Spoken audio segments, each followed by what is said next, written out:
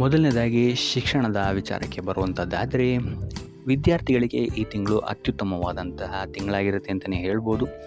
ನಿಮ್ಮ ಪ್ರತಿಯೊಂದು ವಿಚಾರಗಳಲ್ಲೂ ನೀವು ಈ ತಿಂಗಳು ಮೇಲುಗೈನ ಸಾಧಿಸ್ತೀರಾ ಅಂತಲೇ ಹೇಳ್ಬೋದು.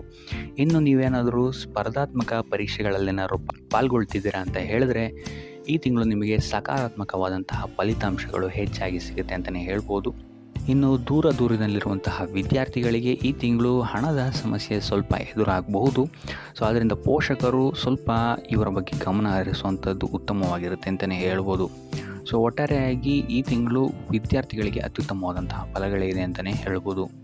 ಇನ್ನು ಕುಟುಂಬ ವಿಚಾರಕ್ಕೆ ಬರುವಂಥದ್ದಾದರೆ ಕುಟುಂಬ ವಿಚಾರದಲ್ಲಿ ಸ್ವಲ್ಪ ಎಚ್ಚರಿಕೆಯನ್ನು ನೀವು ವಹಿಸಬೇಕಾಗತ್ತೆ. ಮೊದಲನೇ ವಾರದಲ್ಲಿ ನಿಮ್ಮ ಸಂಗಾತಿಯ ಜೊತೆ ವಾದ ವಿವಾದಗಳಾಗುವಂತಹ ಸಾಧ್ಯತೆಗಳಿದೆ ಅಂತಲೇ ಹೇಳ್ಬೋದು. ಸೊ ಆದಷ್ಟು ಇಲ್ಲಿ ಸ್ವಲ್ಪ ತಾಳ್ಮೆಯನ್ನು ವಹಿಸುವಂಥದ್ದು ನೀವು ಉತ್ತಮವಾಗಿರುತ್ತೆ.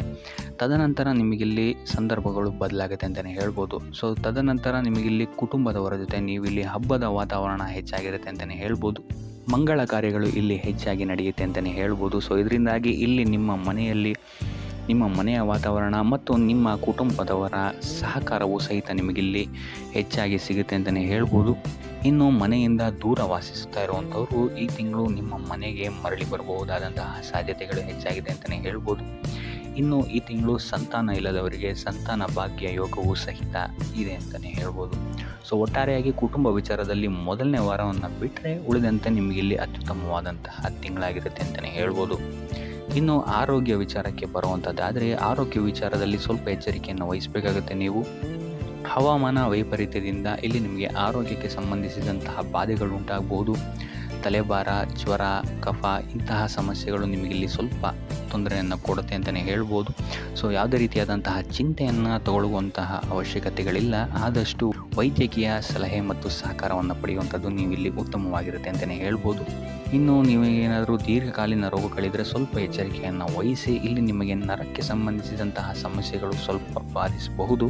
ಸೊ ಆದ್ದರಿಂದ ಔಷಧಿಗಳನ್ನು ತಗೊಳ್ಳೋದಲ್ಲದೆ ಅದರ ಜೊತೆಗೆ ಧ್ಯಾನವನ್ನು ಮಾಡುವಂಥದ್ದು ಸಹಿತ ನಿಮಗಿಲ್ಲಿ ಸ್ವಲ್ಪ ಉಪಶಮನವನ್ನು ನೀಡುತ್ತೆ ಅಂತಲೇ ಹೇಳ್ಬೋದು.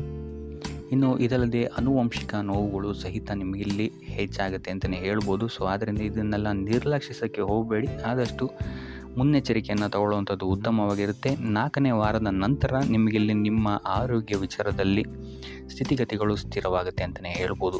ಇನ್ನು ಈ ತಿಂಗಳು ವಾಹನ ಚಲಾಯಿಸಬೇಕಾದ್ರೆ ಆದಷ್ಟು ಹೆಚ್ಚು ಗಮನವನ್ನು ನೀವು ವಹಿಸುವಂಥದ್ದು ಉತ್ತಮವಾಗಿರುತ್ತೆ. ಇನ್ನು ವೃತ್ತಿ ವಿಚಾರಕ್ಕೆ ಬರುವಂಥದ್ದಾದರೆ ವೃತ್ತಿರಂಗದಲ್ಲಿ ನಿಮಗೆ ಈ ತಿಂಗಳು ಅತ್ಯುತ್ತಮವಾದಂತಹ ಫಲಗಳಿದೆ ಅಂತಲೇ ಹೇಳ್ಬೋದು. ಈ ತಿಂಗಳು ನಿಮಗೆ ಉತ್ತಮ ಅವಕಾಶಗಳು ಸಿಗುತ್ತೆ ಅಂತಲೇ ಹೇಳ್ಬೋದು. ಸೊ ಆದ್ದರಿಂದ ಈ ಅವಕಾಶಗಳನ್ನು ಸಂಪೂರ್ಣವಾಗಿ ಬಳಸ್ಕೊಳ್ಳುವಂಥದ್ದು ನಿಮ್ಮ ಕೈಯಲ್ಲಿದೆ ಅಂತಲೇ ಹೇಳ್ಬೋದು. ಸೊ ಇತರರ ಮಾತಿನ ಮೇಲೆ ಹೆಚ್ಚು ಅವಲಂಬಿತವಾಗಬೇಡಿ. ನಿಮ್ಮ ಸಾಮರ್ಥ್ಯವನ್ನು ನಂಬುವಂಥದ್ದು ನಿಮಗಿಲ್ಲಿ ಉಪಯೋಗಕರವಾಗಿರುತ್ತೆ ಅಂತಲೇ ಹೇಳ್ಬೋದು. ಸೊ ಈ ತಿಂಗಳು ನಿಮಗೆ ಸಮಯಕ್ಕೆ ಸರಿಯಾಗಿ ಕೆಲಸಗಳೆಲ್ಲ ಮುಗಿಯುತ್ತೆ ಅಂತಲೇ ಹೇಳ್ಬೋದು. ನೀವು ಅಂದ್ಕೊಂಡಂತಹ ಕೆಲಸಗಳಲ್ಲಿ ನೀವು ಅಂದ್ಕೊಂಡಂತಹ ಯಶಸ್ಸು ನಿಮಗಿಲ್ಲಿ ಸಿಗುತ್ತೆ ಅಂತಲೇ ಹೇಳ್ಬೋದು.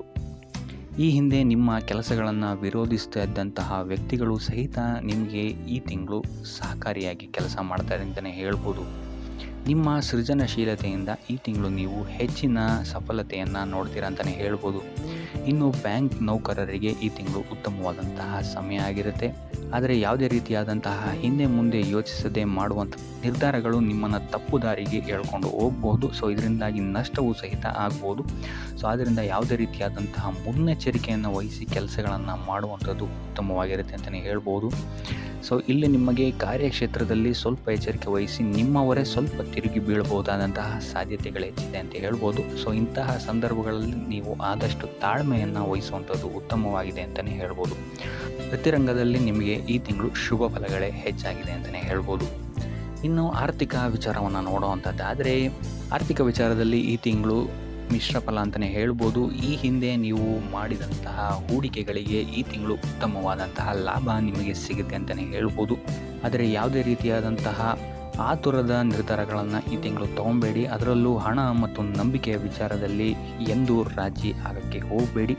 ಸೊ ಯಾರನ್ನೋ ನಂಬಿ ನೀಡಿದಂತಹ ಹಣ ಈ ತಿಂಗಳು ನಿಮಗೆ ಸಿಕ್ಕಾಕೊಳ್ಬೋದು. ಸೊ ಅದರಿಂದ ಎಚ್ಚರಿಕೆ ವಹಿಸಿ ಸಾಲ ನೀಡಬೇಕಾದ್ರೆ ಈ ತಿಂಗಳು ಸ್ವಲ್ಪ ಗಮನ ವಹಿಸುವಂಥದ್ದು ಉತ್ತಮವಾಗಿರುತ್ತೆ.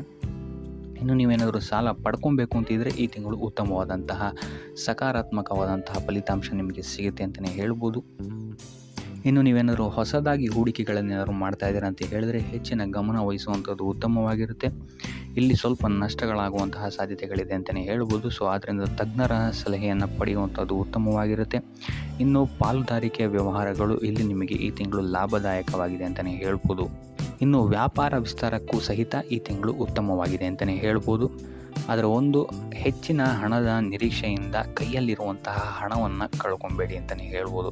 ಸೊ ಅದರಿಂದ ಸ್ವಲ್ಪ ಎಚ್ಚರಿಕೆಯನ್ನು ವಹಿಸಿ ಮನೆ ನವೀಕರಣ ಅಥವಾ ಮನೆಯ ಬದಲಾವಣೆಗೆ ನೀವು ಖರ್ಚು ಮಾಡಬೇಕಾದಂತಹ ಸಾಧ್ಯತೆಗಳು ಬರ್ಬೋದು ಅಂತಲೇ ಹೇಳ್ಬೋದು. ಸೊ ಹಣದ ವಿಚಾರದಲ್ಲಿ ಸ್ವಲ್ಪ ಎಚ್ಚರಿಕೆ ವಹಿಸುವಂಥದ್ದು ಉತ್ತಮವಾಗಿರುತ್ತೆ ಈ ತಿಂಗಳು. ಇನ್ನು ಉಪಾಯ ವಿಚಾರಕ್ಕೆ ಬರುವಂಥದ್ದಾದರೆ ಲಕ್ಷ್ಮೀ ದೇವಿಯನ್ನು ಸ್ಮರಿಸುವಂಥದ್ದು ಅಥವಾ ಲಕ್ಷ್ಮೀ ದೇವಿಯ ಮಂತ್ರವನ್ನು ಪಠಿಸುವಂಥದ್ದು ನಿಮಗಿಲ್ಲಿ ಈ ತಿಂಗಳು ಬರುವಂತಹ ಕಷ್ಟಗಳಿಂದ ನಿವಾರಣೆಯನ್ನು ನೀಡುತ್ತೆ ಅಂತ ಹೇಳ್ಬೋದು. ಸೊ ಇದಾಗಿತ್ತು ಈ ತಿಂಗಳ ನಿಮ್ಮ ರಾಶಿ ಭವಿಷ್ಯ.